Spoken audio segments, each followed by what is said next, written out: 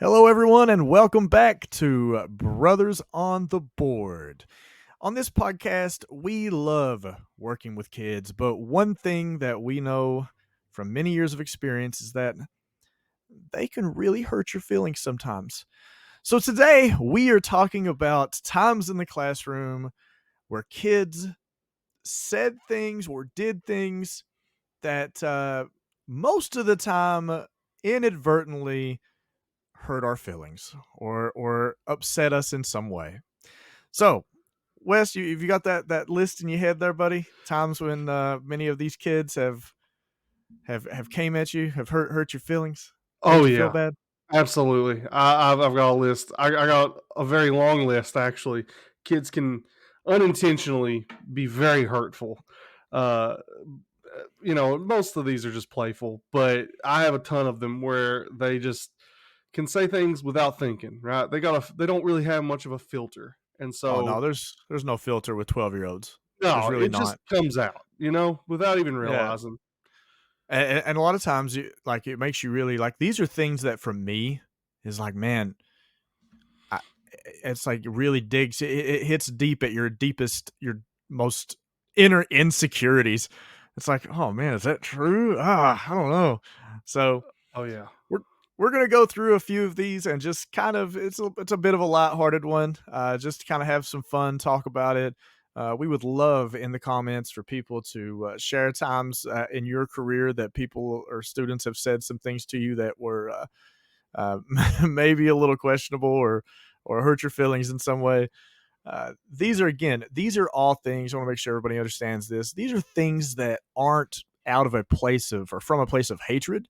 This is not like kids were mad at me or upset and just wanted to insult me or call me a name or whatever. This is nothing like that.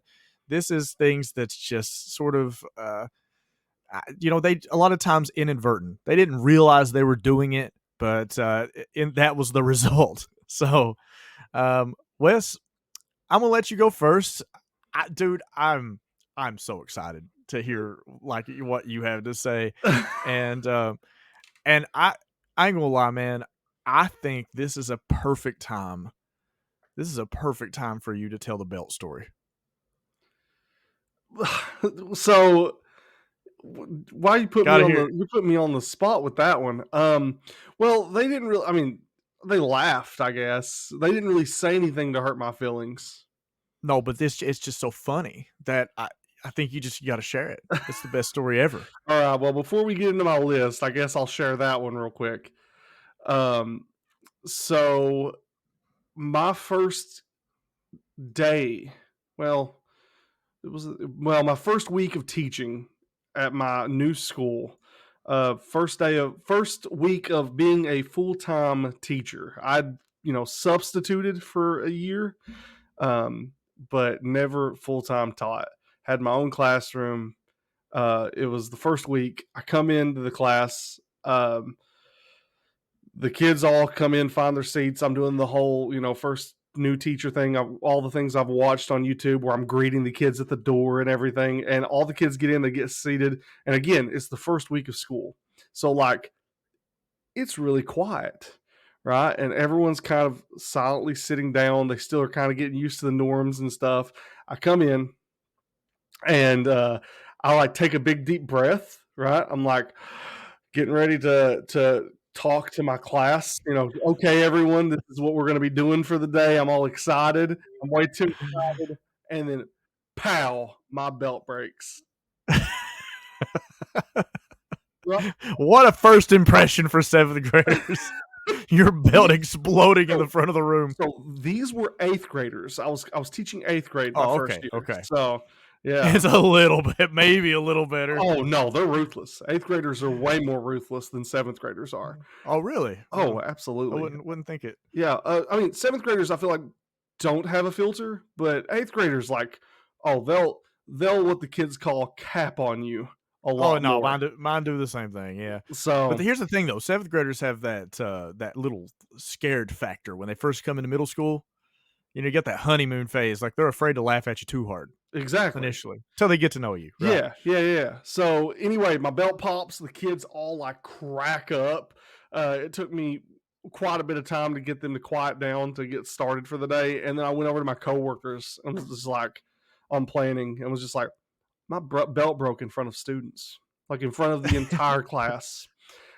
And like Right. when you get to that point and you're like a little embarrassed, right? Like a little bit, you realize it doesn't get much worse than this.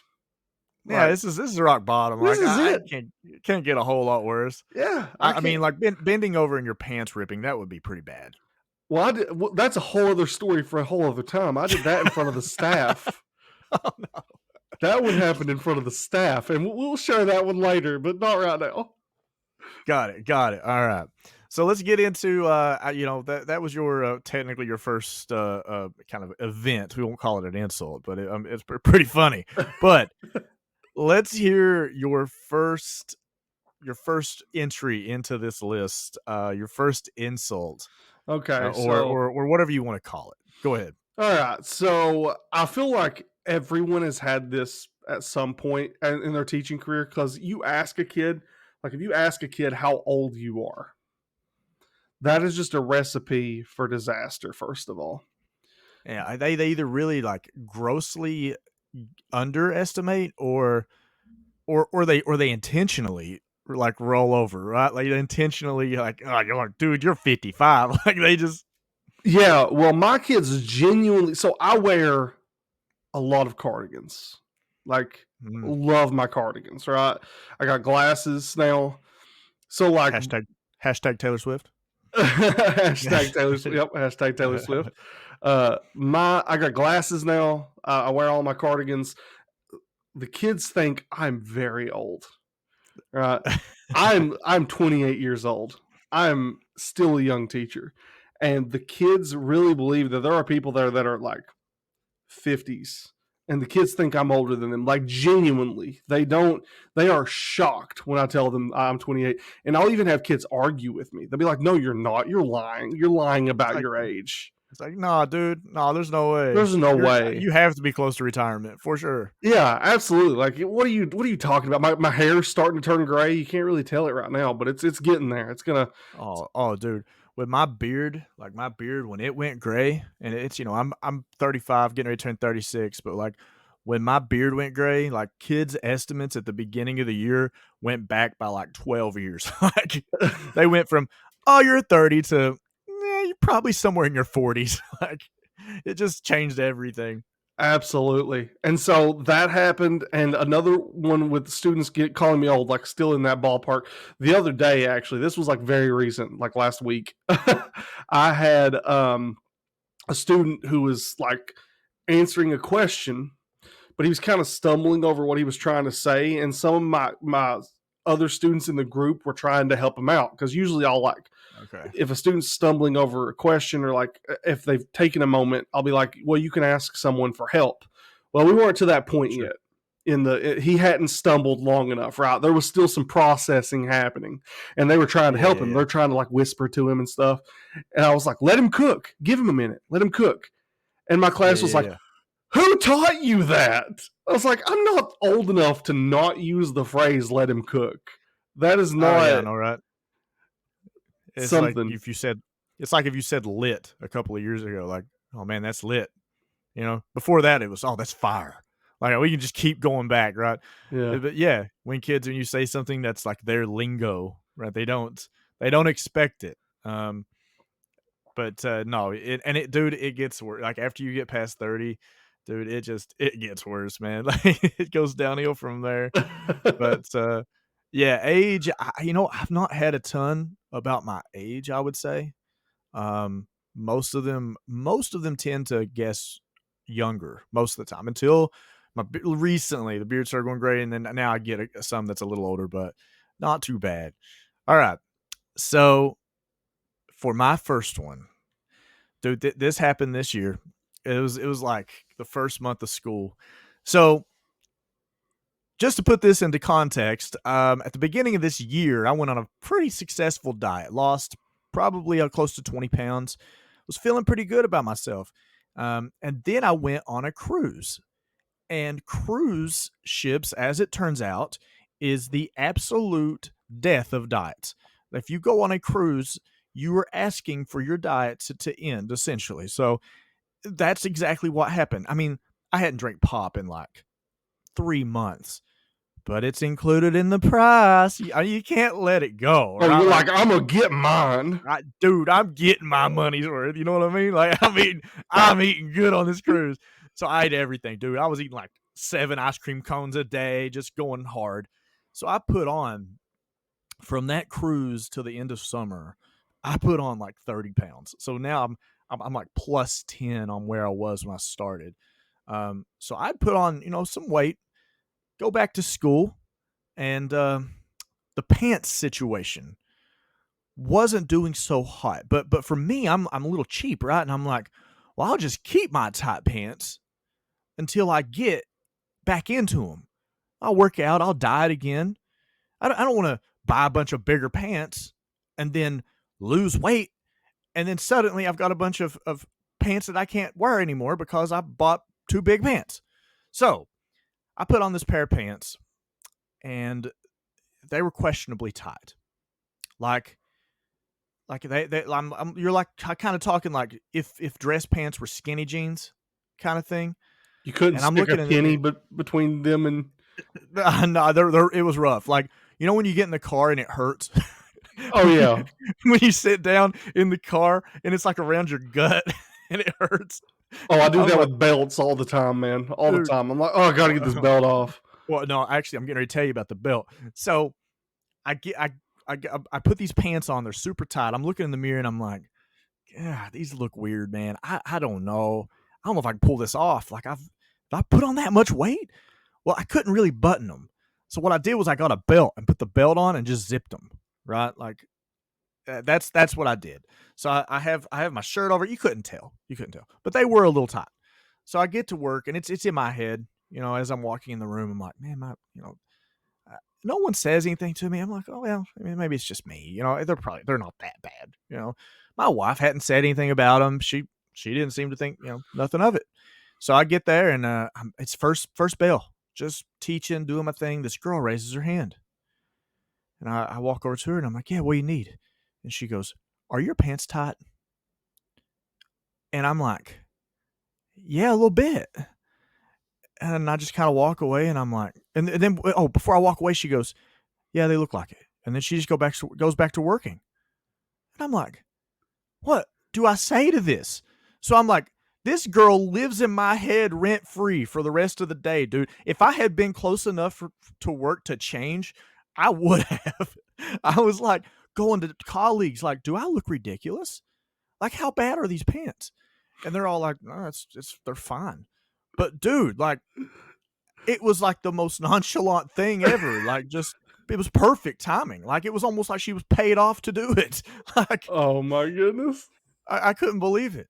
So that was the first one that came to mind, because it was like a full day. It was like a full day of me being self-conscious about these stupid pants.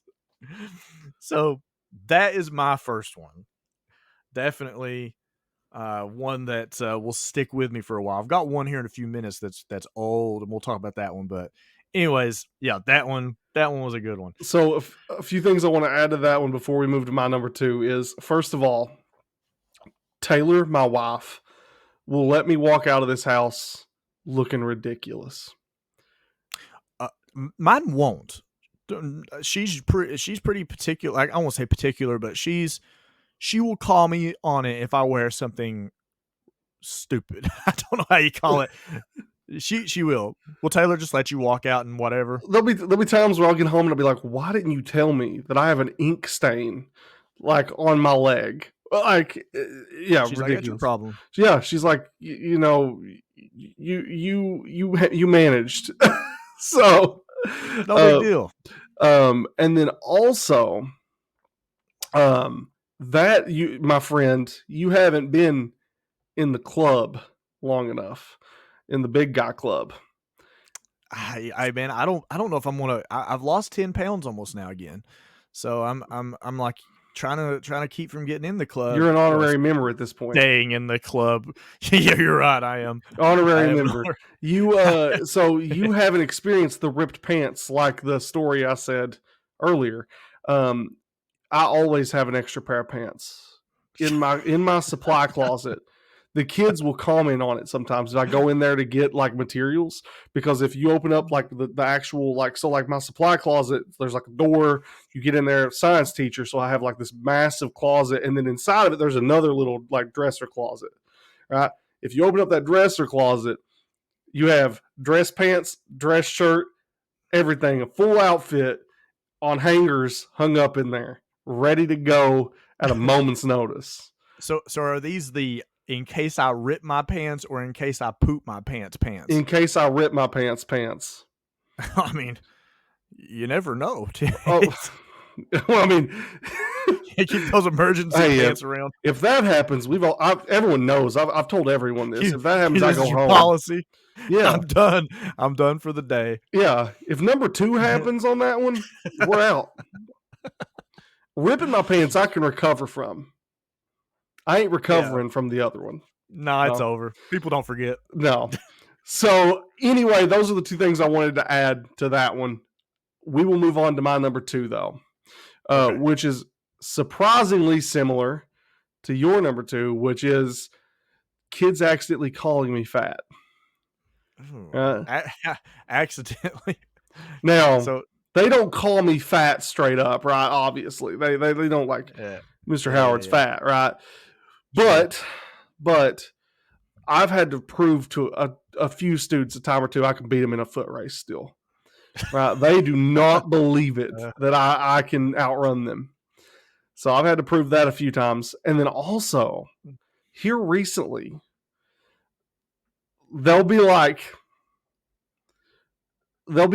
ask me something very similar to you, where they'll be like, your shirt looks a little tight. Yeah. And I'm like, what? So like, what? Tell me this. I don't need to know this. Yeah, why are you telling me that? Like, it doesn't feel that tight, you know? But I've had a few of them, and then I've had one who the other day I was walking around the room, and they raise their hand, and I come over, and they're like, "We can see your belly." Oh, what? No, that one sucked. No way, dude. I worry about that one. I'm pulling at my shirt all the time, dude. So I could. Luckily, my shirt was kind of like, I could pull it down. But yeah, they're like, "We can see your belly." I was like, "Ooh, good save. Thank you for that one." All right. Yeah. Yeah, that one. I'm always pulling at my shirt, trying to make sure, like, especially if it's a shirt that I wear, like you can tell the ones you wear, like as I've got a gut on me, my shirts they drape over the front of my gut like a skirt. It's really annoying. Like, if the wind blows, I can feel a little draft just roll. That's why you gotta again. I think we could rename the title of this podcast just "Tips for Fat Guys," right? So, and I just teach you how to be a fat guy, right? So, you always tuck, dude. You never let the dress shirt drape. That's skinny guy stuff. You gotta tuck that in, dude. I was skinny my entire life until the last few years. I'm gonna have to figure it out. We'll have to title that. We're gonna have to like that's gonna have to be copyrighted or something. We'll get on that. All right. My number 2 for insult story. This one happened 12 years ago during my first year of teaching. And I still remember. I remember everything about it. I remember where the kids who said it. I remember where they were sitting. I remember where I was at. I remember, actually, no, it's not true. It was my second year teaching. It was where, it was back home. So I was in the room, and I would say probably when I turned, I don't know, my early 20s, my hairline started going back just a little bit. It just right here around the edges, getting that male pattern baldness or baldness, whatever it's called. Started getting that. And it was something that was on my mind. I was thinking about it a little bit. My hairline's starting to get a little worse and all that. Well, I was at school one day, and this kid goes, "Mr. Howard, "You don't have a hairline." To which another kid responds and says, "He has a hairline, you idiot, just not a good one." And I'm like, "No, really, dude? Come on, man." So, that's the one that, at the time, and my hairline's not changed a ton since then. So I was thinking, okay, well, by the time I'm 35, which is what I am now, like it's probably done. So, like, probably gonna have no hair left. But yeah, that one, man, that one stuck with me because I think it was one of those things where it just kind of had started happening. No one had ever said anything to me about it. It's just something I was sort of noticing in private. And then someone finally says something. It's like, oh no, like the universe knows that I'm going bald. So yeah, that one was a specific one that I remember very vividly. And that's something that's based on our dad. We will probably both have to worry about. Yeah, I'm kind of starting a little bit, but like I don't know. I feel like I still got our mother's hair, so You do. I think I may You luck do out on more that so. one. You do more so for sure. I've got dad's eyes. He wears glasses. Well, I don't know, man. I think I might too at this point because I need to get my eyes checked. But anyways, off topic. Um, yeah, that's for me. That one stuck out, man. I remember that one vividly. All right, your insult number 3. Tell us a good story, man. Yeah. What's our third one? So this story actually happened 6 years ago. So I've been no, is it 7 now? Wow, 7 years ago. So it was before I was full time teaching. It was when I was substituting. Mm-hmm. Um, so for those that do not know, we are originally from Eastern Kentucky. Um, The and you can land of Mountain probably, Dew. yeah, The and you can land of Mountain Dew. probably tell from the accents. Now, my accent is still bad, but it is nowhere near what it was when I moved up here to Actually, Northern someone Kentucky. pointed out to me today. Actually, they said, "Yeah," they said he has a podcast. This was another teacher. She goes, "Yeah, he has a podcast, and his brother's accent is way worse than his is." They mentioned that. So apparently, I have lost some of mine. Well, so I believe that it's partially the fact that you are an English teacher. Like me and one of my coworkers were talking about it. And I think that because you have to focus on like sentence structure, and I mean, that's what you're teaching, right? And you have to communicate that very clearly, I feel like. Honestly, it's just saying the word right. Right. That's the big one. Yeah, Yeah. the kids are like, "Do what?" And I'm like, "Write a paragraph." And then I'm like, "Write a paragraph." Right. Yeah. Yeah, right. Well, I can turn it on and off if I would like to, but I don't typically talk like this, right? Um, so I'm, on a podcast, I'm going to be comfortable and I'm going to, use Yeah. my accent. So, uh, anyway, when I moved up here, it was much worse. Believe it or not, much worse. Mhm. And it's so bad actually that sometimes my kids, when I go back home to visit mom and dad over the weekend, I'll come back up here and the kids will call me out. They'll be like, "Were you visiting your parents this weekend?" I'll be like, "Yeah," because like I Mm. pick back up on those things. So anyway, I was substitute teaching, and I had a student. So I was teaching a lesson. So it was a science classroom. I was teaching a lesson about bears, the animals. Right? We were talking about ecosystems and habitats, Mhm. and I talked about bears. And this was like a unit. So I long term subbed there. Right? So Yeah, it yeah, was yeah, I remember this. yeah, it was several months, like 4 or 5 months. So I was teaching this lesson about bears. It was a whole unit, and the bear was like that, what we call in science the anchoring phenomena, where you keep referring back to it, right? Okay. If you So say so. yeah. So anyway, we get to the end of the unit. It's been about 3 weeks, 3.5 weeks, and I give the final assessment, the summative assessment over the unit, and I have a student raise their hand, and I walk over to them, and they're like, "What's a bear?" It took me a second to get it. Okay, yeah, what's a bear? What's a Like bare hands. burr? What's a burr? What's a burr? I was like, Dude, oh. that's one. I don't think about that one a ton, but yeah, I would say if I was just talking, especially around home, right? Like, I would say bear. But they would say bear. A bear. Bear. Yeah, A the animal, bear. a bear. You know, a bear. A A bear. bear. Yeah. So, but I was like, I was insulted on multiple levels. I was like, first of all, you waited until the end of this unit to ask me Yeah. what we've been talking about this whole time, right? But Yeah. also, like, now I'm like, oh, I can't. So the accent is definitely one, and so kids will still, like, to this day, sometimes make fun of my accent, which, you know, it is. I get it too. Yeah, it is what it is. I get They'll ask me to pronounce things, right? They find it hilarious sometimes.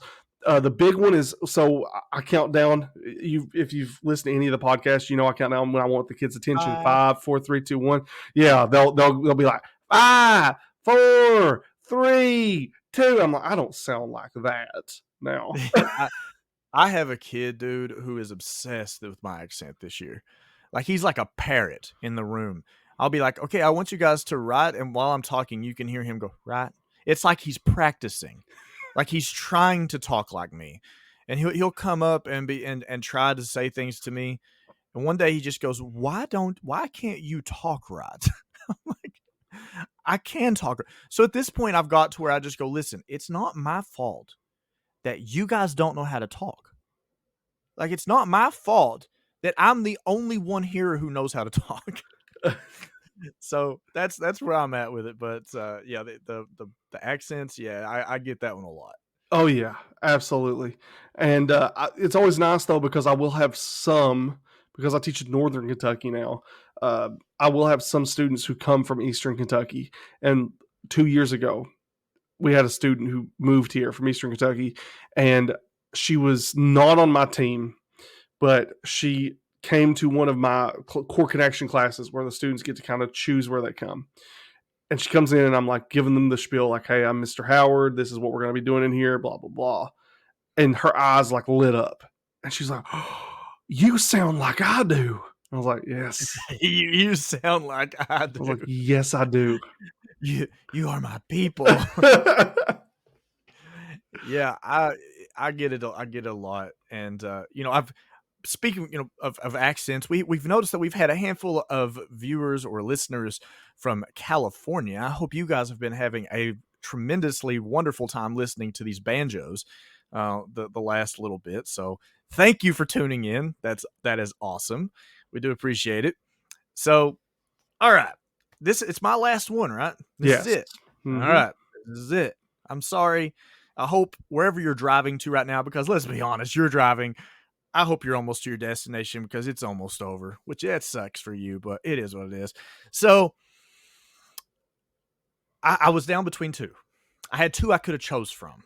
Both of them call me fat. It's just in different ways. The one I'm going to go with, I think. Yes, the one I'm going to go with is recently we were on our way to lunch. We're walking down the hallway, and a high schooler that I had years ago, he's one of those kids where you're like, I know your face. I'm not entirely sure what your name was, but I know you. He comes walking up to me. I'm walking with a couple of other teachers, so I'm not alone, right? This is witnessed. So he comes up beside me, leans down, and rubs my stomach, which is already really weird. Like, he just kind of like goes, "Buh," and I'm like, what are you doing? And he's like, bruh, Mr. Howard, whatever you're doing, you need to stop. Yeah, dude. No, he did not. Yes, yeah, he did. Yeah, he did. And I said, dude, you know what? I just was like, you are right. You are 100% right, man. I've ate a lot of McDonald's lately. I gotta quit. But and then when I go down to the and this is not the other one, but when I go down to the lunchroom, there's this same kid every day who will yell at me when I come out of the cafeteria and go, "How about that diet, Mr. Howard?" And I'll just hold up my salad and be like, "Still strong," and just keep walking, go upstairs. Be like, I'm taking the stairs up. I'm not taking the elevator. I'm strong. Wait a minute. Does your school have an elevator? Yes, sir. Y'all fancy. Yeah, dude, we got an elevator, but My I school mean, doesn't even have stories. So, wait, is it one story? yeah. Then why you need an elevator for? Are you going to the roof? You go up to the pool that we tell all the kids is up there. Dude, I do the same thing. We I tell kids that there's a pool on the roof. Yeah, like that's a and they believe it. That's the best part. 100% they believe it. Yeah, I'm like, yeah, sometimes I just, after school, I just go take a dip in the pool. Pool. Yeah, pool on the roof. Like you don't it's like you got to take the Willy Wonka elevator to get there. The one that busts out of the ceiling and flies away. All right. Well, I think that will about do it for episode 6 and our lovely kids that we love so much, but they can be little wrecking balls at times and hurt your feelings. So I hope you guys have a wonderful day. If you're a new teacher, or if you're a teacher that had said something said to you recently that wasn't exactly kosher, just keep in mind that they don't mean it personally. It is what it is. You just roll with it and keep on going. So we appreciate you guys for listening. If you could jump on Facebook, we do have a Facebook page. Please consider following us. Also, we would love to get a conversation going, trying to get more people involved in talking about these topics, not just for us, but also just so we can learn. We want to learn from other people as well.